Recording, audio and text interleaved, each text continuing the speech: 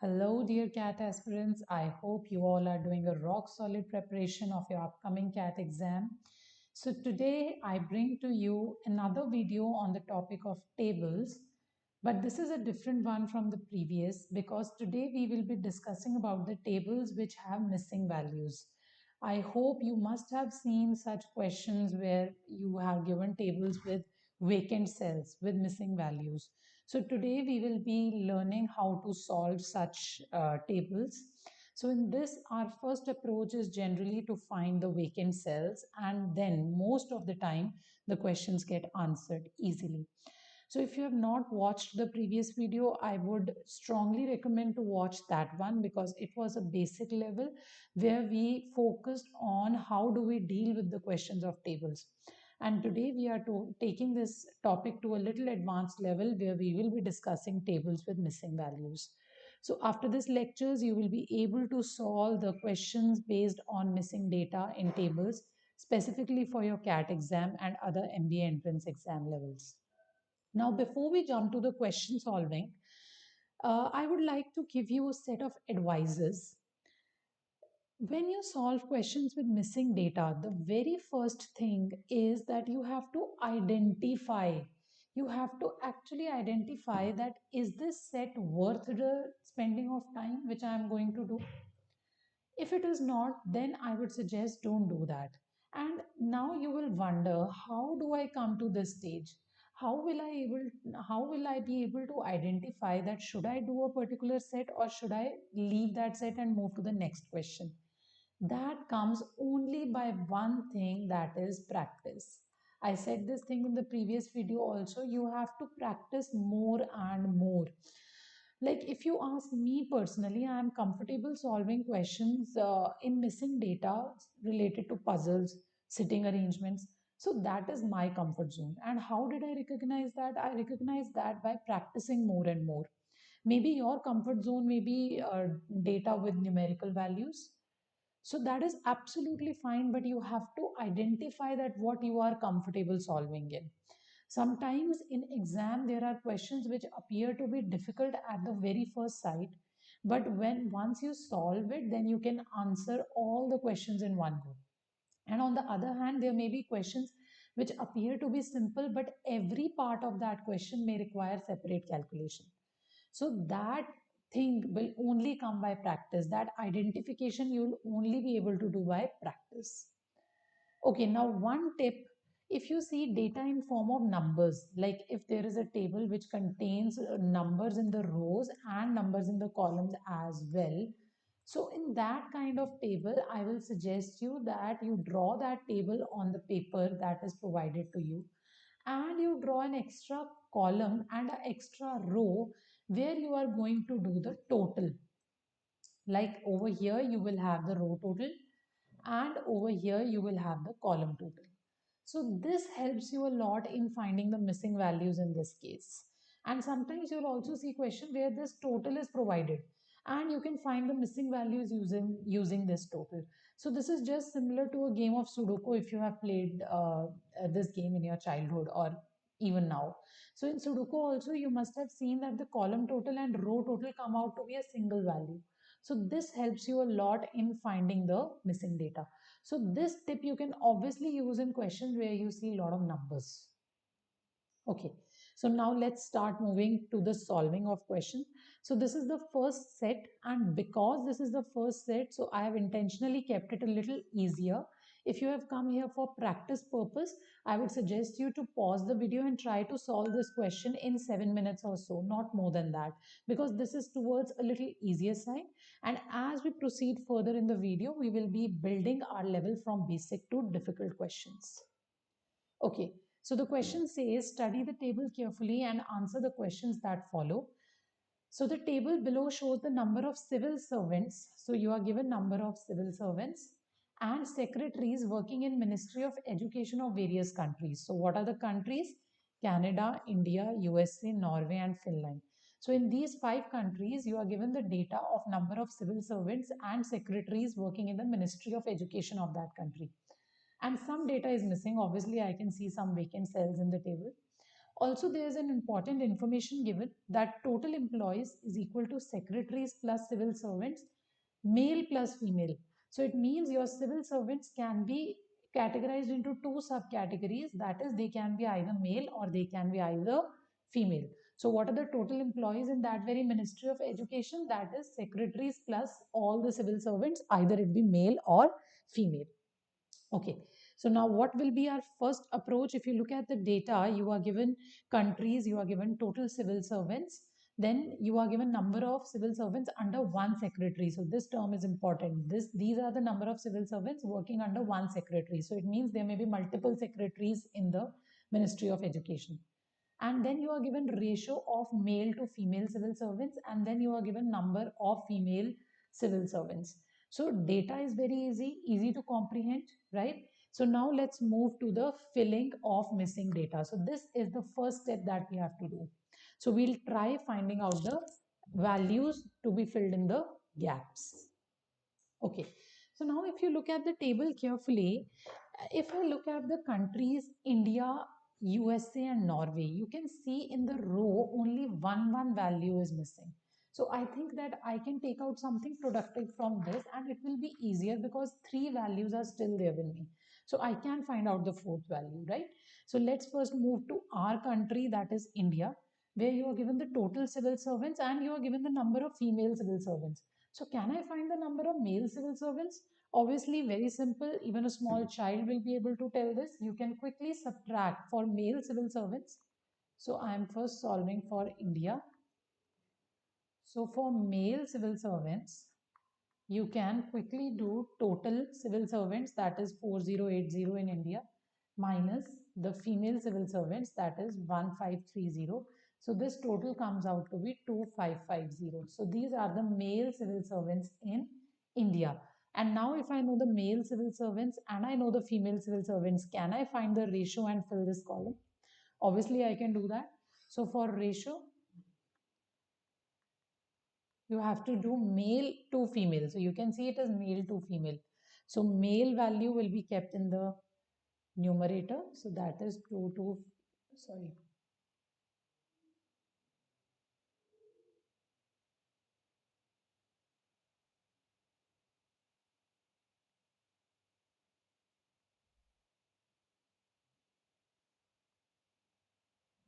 So this is 2550 divided by the female, that is 1530. So when you reduce this ratio to the simplest form, I think you can cancel it on the table of 17 very easily. So you get 5 ratio 3. So we have filled the first vacant cell, that is 5 ratio 3. Now let's move to USA. In USA, you know the number of female civil servants, also you know the ratio. Now if I know the ratio, you can see two parts of the total civil servants are male and one part is female. So to find the total civil servants, can't I simply find one third of the total? So let's say if total civil servants are X, so one third of though that X is nothing but 720, that is female civil servants. So from here, I can find out the value of X. If I solve it, I get nearly 2160. So I'm able to solve the second missing cell as well. So that is 2160. Also, an advice over here again, please try using a on-screen calculator. Please use an on-screen calculator. Don't use the one in your mobile phone or the in-hand calculator. Okay, now let's move to Norway. In Norway, again, you know the total civil servants, right? And you also know the ratio. So I have to find the number of female. So I know 3/7 of the total is female. So let's quickly do it for Norway.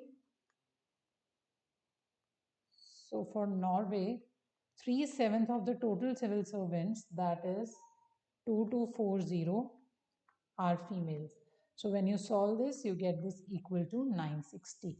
So I'm able to fill the third missing cell as well. So this is 960.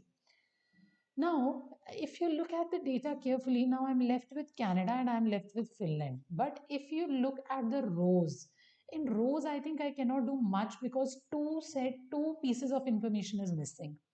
But now if I look at the column, if you look at the first column, I have the total and I have the four values. Can I find the fifth one? Obviously, I can do that. I can subtract the sum of this from the total and I'll get the total civil servants in Canada. So let's first quickly do this step. So for Canada, I'll quickly subtract the sum of the given values, that is 4080 plus 2160 plus 2240 plus 1280. So when I solve this, I get the total civil servants equal to 3080 in Canada. So I am able to fill this first cell as well. So 3080. Now, if I look in the row of Canada, can I find the number of female civil servants? Obviously, I can do that. I know four parts of the total is number of female civil servant. It means 4 by 11 of 3080 is female. So I can quickly find out the female civil servants as well.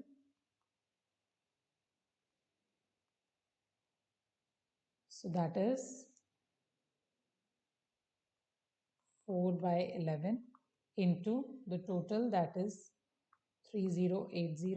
So when you solve this, you get 1120. So I got the female civil servants in Canada as well, that is 1120. Now let's come to the remaining country, that is Finland. Now in Finland, if I try to find the number of female civil servants, I think I cannot do it directly because I do not have the ratio, right? And also I do not have a total over here. So now what should be my approach? If you look at this last column of the total, I am given the ratio of total male servants to the total female servants, and I also know the total number combining all the five countries. So it means 473 parts of this total is total female civil servants. So from here I can calculate the total female civil servants, and then obviously I can find the number of female civil servants in Finland. So let's use this value. Now we are finding for Finland. So for Finland, I first need to find out the total female civil servants. So those will be nothing but 473 upon total is 811 plus 473 into 12840. I hope this step is clear because 473 parts of this very total value is female. So obviously I can use the concept of ratio and do this. So when I solve this, I get it equal to 473 upon 1284 into 12840. So very simple, this will become 10 and total female civil servants come out to be 4730. Now I have the total female civil servants, that is 4730. Now I can find out the females in Finland very easily. So the female civil servants in Finland will be 4730 minus the remaining sum of all the remaining values, 1120 plus 1530 plus 720 plus 960. So when I do this, I get 4730 minus 4330. So this comes out to be 400. So it means in Finland, the total number of female civil servants is 400. Very good. Now we have female, we have total. I can find out the males as well because I need the ratio now. So I need to know the male civil servants also. So for male civil servants in Finland, I can subtract the total, that is 1280 minus 400.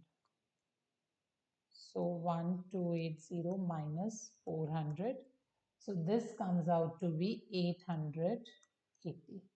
So we have 880 male and 400 female. So I can quickly find out the ratio as well. So ratio will be, because it is male to female, so 880 upon 400. And yes, we get our answer as 11 ratio 5. So we are able to find the last missing cell as well, that is 11 ratio 5. So very good. We should be proud of ourselves. We were easily able to do this. And I told you, if you were doing it for practice, then you should have done this in 5 minutes. And then next 2 minutes for the set of questions. So here is the filled table. These values we have already found. Now let's quickly come to the solving of the questions. What are the total number of secretaries in all the 5 countries together? Now, till now we were talking more about civil servants, but if you focus at the second column which says number of civil servants under one secretary. So these many are 88 are the civil servants in Canada which are working under one secretary, and how many are total? 3080. So can I use unitary method? We have learned this method in our class 4 or 5, I guess. So I can quickly use unitary method and I can find total number of secretaries. So if for one secretary there are 88, then obviously for X secretaries there will be 3080 upon 88 civil servants. Yes or no? So I can quickly find out the total secretaries by adding these values. So for Canada, total secretaries will be 3080 upon 88. For India, total secretaries will be 4080 upon 80. For USA, total secretaries will be 2160 upon 54. For Norway, total secretaries will be 2240 upon 70. And for Finland, secretaries will be 1280 upon 64. Now, when I solve them on calculator, I get 35 plus 51 plus 40 plus 32 plus 20. So if I add all this, I get 178. That is the D option. Now I have seen students making a common error. What will they do? They'll see, okay, secretary is written here. They'll quickly add these values and they'll get a wrong answer. Fine. So please be very careful while doing it. It is one secretary. So these many officers are working under one secretary. So you have to be careful. Okay. Let's move to the next question. Very easy. What is the difference? So you just have to calculate the difference between male civil servants of USA and female civil servants of Finland. So in USA, I know the total, I know the female, I can find out the male civil servants quickly. So male civil servants in USA will be total, that is 2160 minus 720. So when you do this, you get 400, not 400, you get 1440. Now you know the male civil servants in USA, and you are told to calculate the difference with female civil servants in Finland. So female civil servants in Finland are 400. So I can quickly find out the difference. So difference will be 1440 minus 400. So when you solve this, you get 1040. So this is the B option. So could you see how easy the questions are? Once you have done the first step, that is you have filled the missing table, then you can easily find the answers. Number of civil servants in India, female civil servants in India is approximately what percentage of male civil servants in Norway? So you have to keep female civil servants of India in the numerator and male civil servants in Norway in the denominator, because you have to find the percentage of female civil servants. So that will come in the numerator. So let's look at India. So number of female civil servants is 1530 upon number of male civil servants in Norway. So in Norway total is 2240 minus the female in Norway, that is 960. And obviously I'll multiply this value with 100 to find the percentage. So this comes out to be 1530, and when you solve this you get 1280 into 100. So when you solve it, you get the answer equal to 120%. It will come near about 119 point something. So that you can round off to 120. That is the nearest answer. Now can you see the source of error over here? If by mistake I keep the male civil servants in Norway in the numerator and the female civil servants in India in the denominator, I'll get the answer equal to 20%. So you have to be very careful of this. Okay, next. What percentage of total number of civil servants are male? Total. So this is the total. Now I know the total male plus female, and I also know the ratio. 811 is to 473. So 811 parts of this total are male. So I have to find the percentage. So for percentage, what will I do? I keep the male civil servants in the numerator, sorry, and I'll divide it by the total and multiply it by 100. But to find the male, if you remember, I calculated the total female in the past. So they were 4730. So they are 4730. So 4730 are female. Total I know, so I can calculate the male civil servants from here. Total male civil servants will be 12840 minus 4730. So when I solve this, I get 8110. And now I have to find the percentage of total number of civil servants which are male. So this will be 8110 upon total into 100. So when I solve this, I get the answer equal to 63%. That is A option. So that was it for the first set. So if I analyze it, you can see that the set was really easy. It was basic, testing your calculative and your present mindedness. So you can see that the questions are very easy. So on such a set, you can spend time in the exam. This is worth it actually. And you should be able to do it in less than 7 minutes if you were here for practice. If you were doing it along with me, then no problem, practice more. If you were here for your own practice or testing purpose, then you should have been able to do it in 7 or 8 minutes. Okay, so now let's move to the solving of next set. This set is a little difficult. I would not say difficult. The correct word would be that the set is a little lengthy. So over here, you have to use many hit and trials. A lot of brainstorming has to be done. So if you have come here for practice, the ideal time to solve this should be obviously 12 minutes, not more than that. So if you are trying, please pause it and take 12 minutes and try to solve it. If you are doing it along with me, then let's proceed together. Okay, so the table shows the sum of runs scored by Virat Kohli, our favorite cricketer, in the combination of any three test matches out of five test matches that he played against England. So now what you have to be careful of over here that these are test matches.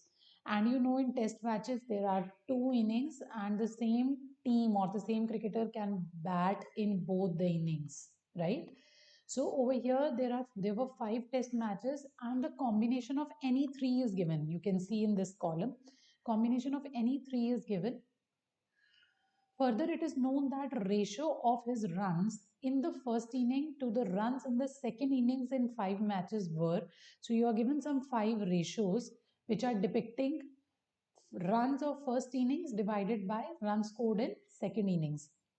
But important thing is that these are in no particular order. It means they are randomly arranged. This is not this we cannot say surely that this is for match 1, this is for match 2, match 3, match 4 and match 5. No, it is not respectively or it's not in the same order. It is given in no particular order. So this can be for any of the five matches, same way this, and so on. Also, it is known that Virat did not hit a century in any of the test matches.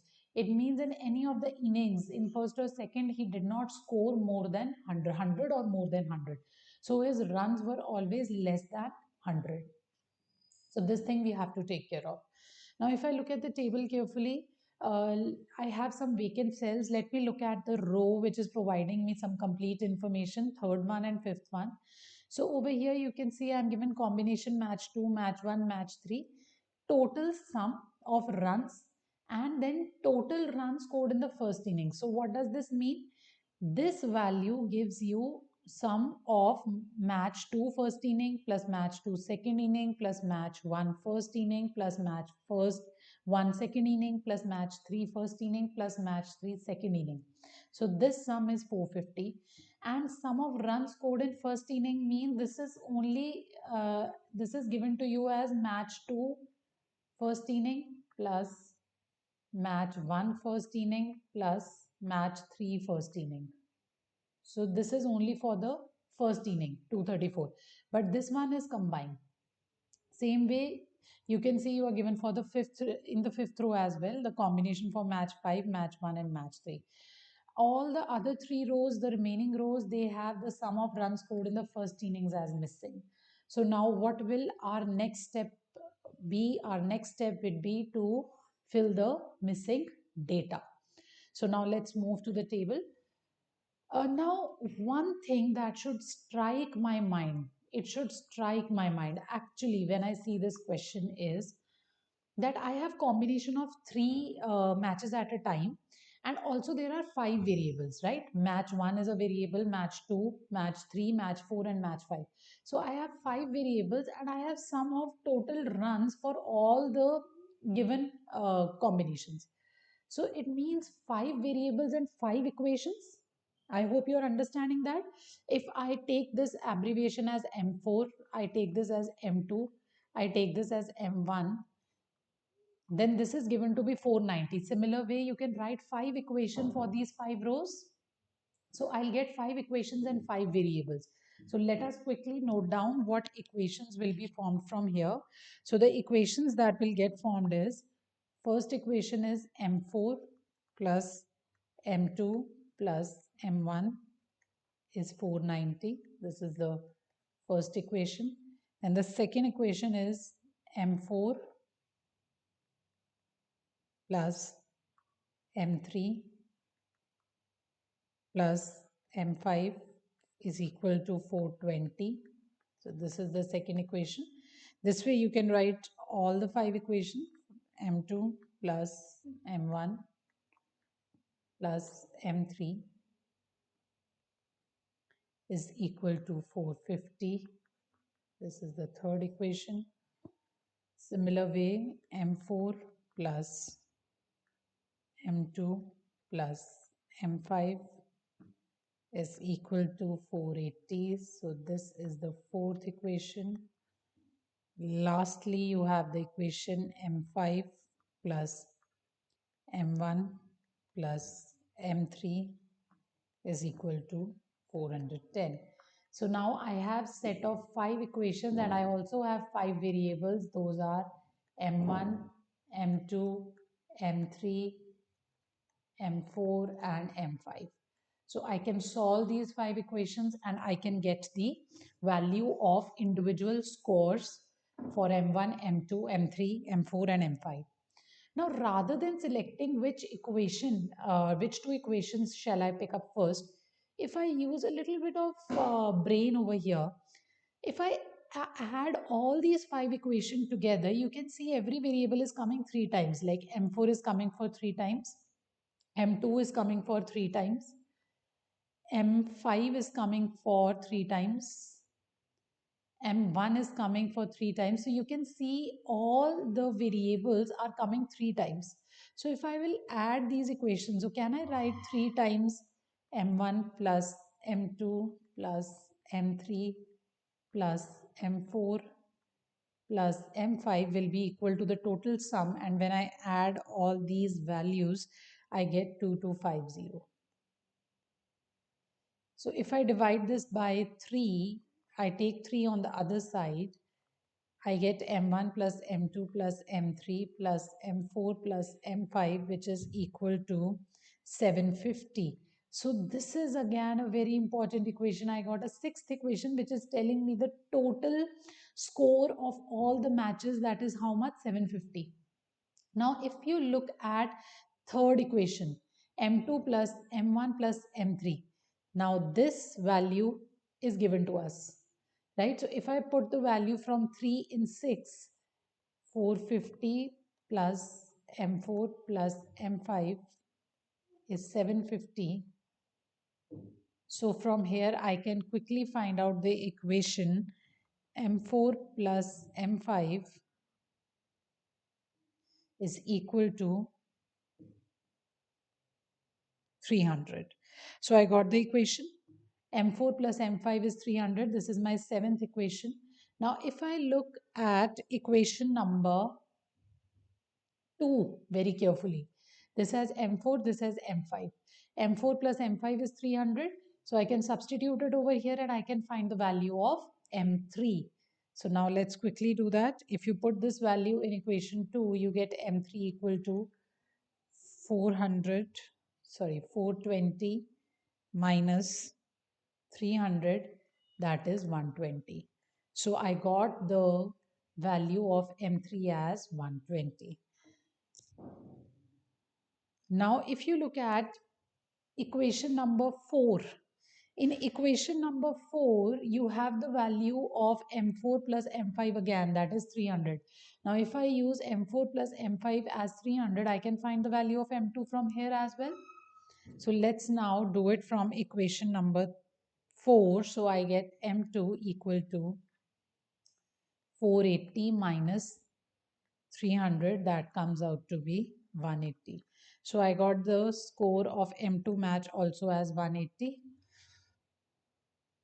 Now if I look at equation number 3, I have value of M2, I have value of M3, I can find out the value of M1.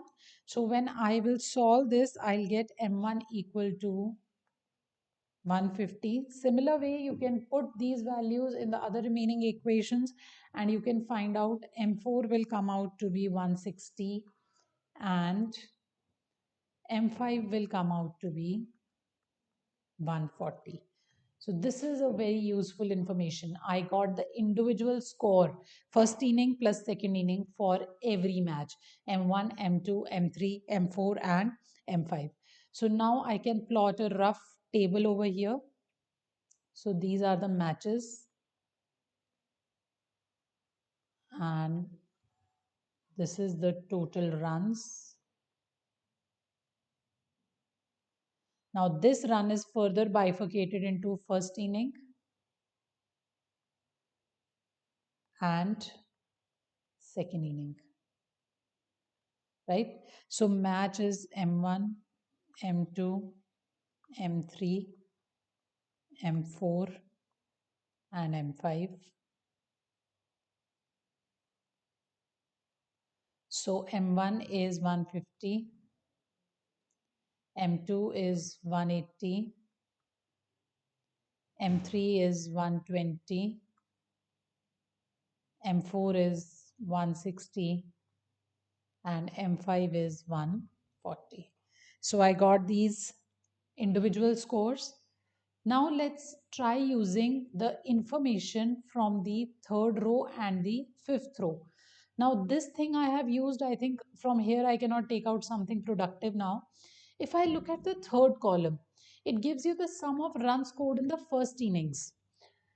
So if I try to write an equation for this, the sum of runs scored in the first innings of second match, so I am depicting it by M21, plus first innings of the first match M11 plus the first innings of the third match, so this is given to be equal to 234.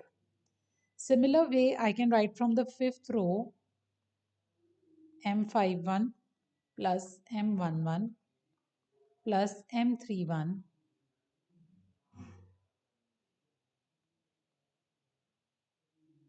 is equal to 235. And now if I subtract these equations, you can see this will get cancelled, this will get cancelled. So I'm left with M51 minus M21 is equal to 1. So this is again an important information. Now you must be thinking, how can I use this particular information? So if I try to find the significance of this, says that difference in the runs scored in the first innings of match 5 and match 2 is 1. Right? So if I try to write this in English language, so this says difference of runs scored in first innings of M5 and M2 is 1. Now this is very important. How I now, I think I cannot use any other information from the table because I've already used all the provided information. Let's go back to the statement where I've written something in blue text which will be helpful for us now. Further, it is known that ratio of his runs in the first innings to the runs in the second innings in the 5 matches is given, but this is not in a particular order. It means I am given the ratio of runs in the first to the second. But now the problem is that this is a very random order. This is not organized as match 1, match 2, match 3, match 4, or match 5. Now over here, how can I find out that what is the ratio corresponding to every match individually? So the only method that I'm left with is hit and trial method. Now I'll note down the ratios that I am provided. I am provided with the ratios 7 is to 3, 13 is to 7, 1 is to 1, 3 ratio 2, and 2 ratio 3. So these are given to me. Now this can be for any match. Now one important information that I am given is difference in of runs scored in the first innings of match 5 and match 2 is 1. So if I'll firstly take match 2 and match 5 into account. So total runs of match 2 you all know is 180, that we have already found out, and total runs of match 5 is 140. Now let me suppose that the ratio of match 2 first innings to the second innings, let's take the simplest one, let's take 1:1. So I'm doing by hit and trial. There's no logic in this. There's no rocket science in this. I'm just using hit and trial. I picked up 1:1 because I saw this as the easiest ratio. So let's first try with the easiest one. Now let's say if the ratio of runs scored in the first to the second innings of match 2 is 1:1. So the runs come out to be first inning 90, and second inning also 90. If I divide 180 into two equal parts, I'll get 90 and 90. Now corresponding to this in match 5, I have four possibilities. Now the ratio can be 7:3, it can be 13:7, it can be 3:2, and it can be 2:3. Obviously this cannot be 1:1 again, because it is not mentioned in the question that the any two matches can have same ratio. If it would have been possible, it would have been mentioned surely. So we'll omit that possibility over here. Now what will I do? For correspondingly, I will find 7:3. I'll divide 140 into 7 parts and 3 parts. So I get 140 divided by 10, that is 14. So 14 sevens are. So I get, and then I'll do 14 threes are. Over here, I can divide it into 20 equal parts. Over here, I'll divide it into 5 equal parts. And over here also, I'll divide it into 5 equal parts. Right? So let's say if I check for 14. So 14 sevens are is 98. So 98 and 14 into 3 parts will become 42. So 42. So this is possible. Now, if I look at this information, it was given to me difference of runs scored in first innings of match 5 and match 2 is 1. So if I look at the difference of the runs in the first innings of match 2 over here and match 5 over here, this is not equal to 1. It means this possibility is not possible. This is not possible, right? This possibility I omit from my total possibilities. Let's come to the second one, 13 ratio 7. So 13 ratio 7 means 140 divided into 20 equal parts. So that will be 7, right? So 13 sevens are will give me 91 and 7 sevens are will give me 49. If I look at this first inning 91 and 90, yes, I get the difference equal to 1. So this is the possibility which is possible. Now I have to make these combination a number of times. Like I've done for 1 ratio 1. If suppose I would not have started with 1 ratio 1, I have started with 7 ratio 3, then I would have taken into account 13 ratio 7, 1 ratio 1, 3 ratio 2, 2 ratio 3, and so on so forth. Similar way, if I would have taken M1 as 13 ratio 7, then the possibilities for M5 were 7 ratio 3, 3 ratio 2, 2 ratio 3, 1 ratio 1. If I would have taken M2 as 3 ratio 2, then the possibilities would have been 7 ratio 3, 13 ratio 7, 3 ratio 2, 1 ratio 1. If I would have taken this as 2 ratio 3, then the possibilities would have been 7 ratio 3, 3 ratio 2, 13 ratio 7, and 1 ratio 1. So can you see so many hidden trials? And in my case, I was lucky that I got the answer in the second go only. But this may not be the case with you or any other competitor. Like I started with 1 ratio 1 because my gut feeling said that this is easy. So let me start with this. And I got the answer in the second chance only. But if you are unfortunate over there in the exam, then this question can take a lot of time because you have to try all these cases and you have to check where is the difference coming equal to 1. There is no other possible way to solve this question. You have to do this. You have to apply this hit and trial method. So now, in my case, I was fortunate. I got the answer at the second go. You may not be. So that is why I said this question is very lengthy. If you get stuck into this hit and trial, you will end up leaving this question and wasting your time. So that's where the fact lies. Identification is very important. So now I got the ratio for M2 equal to 1 ratio 1. So if I draw another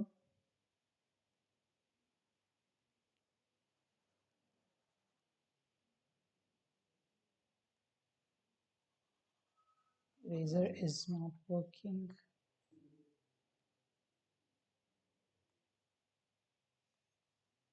So if I draw the fifth column over here that says ratio of first to the second innings.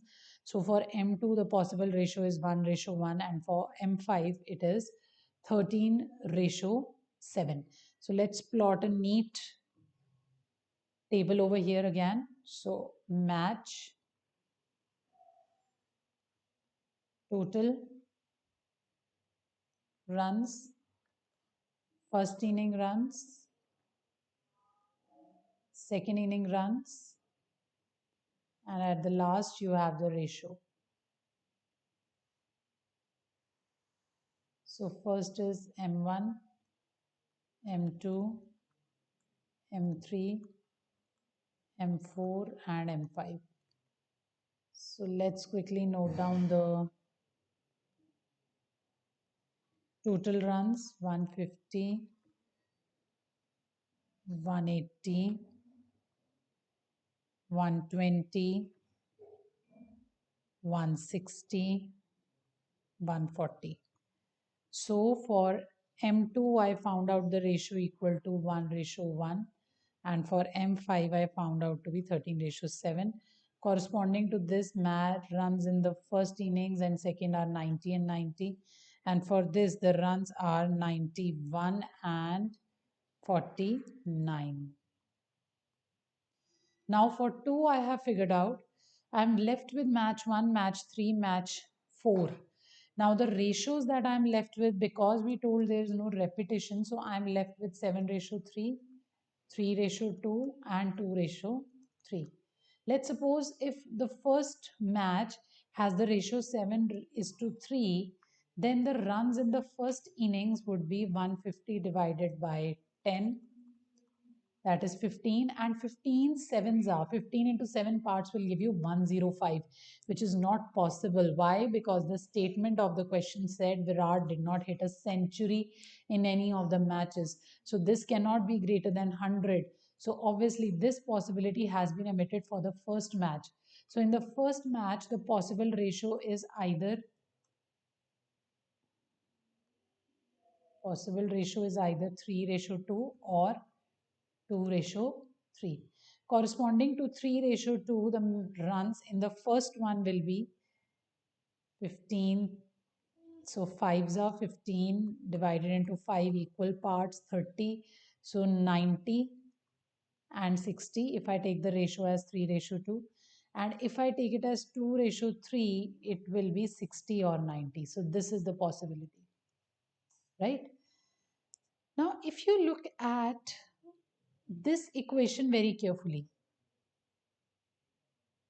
the one which we used over here, this equation, last one, m5 plus m1, 1. I'm writing this equation again, m5 plus m11 plus m31 plus 235 is equal to 235. So now I know the runs in the fifth inning, first inning of the fifth match, they are 91. So from here, I get the sum of runs in the first and third match of first innings equal to 144. This means that this particular value, whatever value you get over here, and this particular value should sum out to be 144. Now I will use this condition again. I will apply hit and trial method. So over here I have two possibilities. For M3 I have all these three possibilities. If I take 7:3, then 120 divided by 10 will give me 12. So 12 into 7 will give me 84 runs. If I take the ratio equal to 7:3, right? 84, and for the second innings I'll get 36. Similar way, if I take the ratio equal to 3:2 and 2:3, I will get the other possibilities also. But now if you look carefully, if I add 60 and 84, if I add these two values, I get 144. So I have figured out the possibility for the first match and the third match also. So 60 was corresponding to 2:3. So for the first match, the ratio will come out equal to 2:3. And for the third match, this will come out equal to 7:3. And for the fourth match, the remaining, that is 3:2. I hope you have understood how did I emit this particular cases over here. I found out that for those, the sum of runs scored in the first inning of the first match and the third match are 144 using the previous information. So this particular value and this particular value should sum out to be 144. So I used that particular condition and I found out the particular ratios. So now I have got this ratio table. If I find out for the first innings of the fourth match, then the runs will be 96 and 64. Now I have this table. Let's start moving to the answering of the questions. In which match did Virat score the highest runs? So for the highest runs, you can see the highest runs are 180, that is second match. So the answer is match 2. Quickly, let's move to the second one. How many runs did Virat score in the second innings of match 5? So if I go to match 5, second innings, how many runs? 49. So this is a TTA question. Type and answer 1. So answer is 49. What is the ratio of runs scored by Virat in first inning to the second inning in match 4? So if I go to match 4, ratio of runs scored to the first to the second is this ratio, 3:2. So the answer that I get over here is 3:2. Be very careful. You are asked first to second, not second to first. So otherwise your answer would come nota. So please be careful. What is the Virat's sum of second innings score of match 2 and match 3? So you have to add the scores of second innings for match 2 and match 3. So if I go to match 2, the second inning score is 90, and for match 3 the second inning score is 36. So if you add this, you get the answer equal to 126. So this is the answer. This is again type and answer question. So now, did you see, answering of questions took me less than 1 minute if I have figured out all the missing values. But still, I would say that the question was very lengthy, very time consuming. So please decide accordingly. For such hit and trial questions, if you feel like, you can skip. If it saves your time, you can skip. But if you are confident that you will arrive at the end, then you should obviously go for this. So now let's move to the solving of the next set, that is set 3. This set is an interdisciplinary set because it involves the usage of Venn diagrams along with some missing tabular data. So this kind of question you can expect in the exam, because examiner generally asks the questions in which you have to apply the knowledge of various topics. So let's have a look at this question. So question says Nalanda University has 600 students. So how many total students? 600. A survey was conducted to know how many of them like Indian and how many of them like Chinese. The following additional information is given to you. So some set of information is given, and this is the table that is given to you. It looks very compact, looks very easy, but let's see how does it turns out to be. So now you are also provided that total number of girls are 200, and also if you read the very first line, it tells us Nalanda University has 600. So it means this total students are how much? 600. So I can quickly find out the total number of boys, that will be the remaining, that is 400, right? So I quickly filled the two cells. Also, now let's look at this particular cell. I know the total, I know the number of boys who like Chinese, I know the total people who like Chinese, and I know the total number of boys who like Chinese. So I can quickly subtract 340 from, I can quickly subtract 180 from 340, and I get 160, which tells me the number of girls who like Chinese food. I hope this is becoming clear to all of you. Now, I think this was what I could do by reading the first three lines.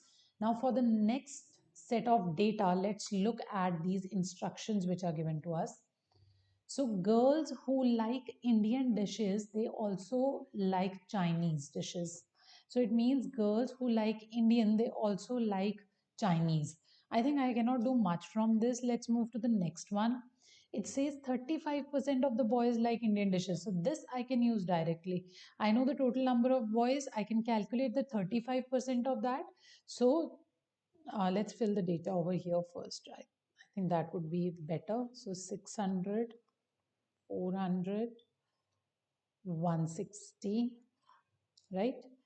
Now 35% of the total boys. So it means 35 by 100 into how many are the total boys? 400. So this is the number of boys who like Indian dishes. So when I calculate this, it comes out equal to 140. So I also got the number of boys who like Indian.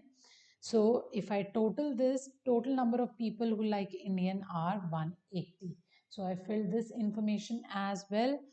Now look at this. Girls who like Indian dishes also like Chinese dishes. It means 40 girls like Indian, so they like Chinese also. So is this not intersection of Chinese and Indian for girls? Yes, it is. The statement says girls who like Indian dishes, they also like Chinese dishes.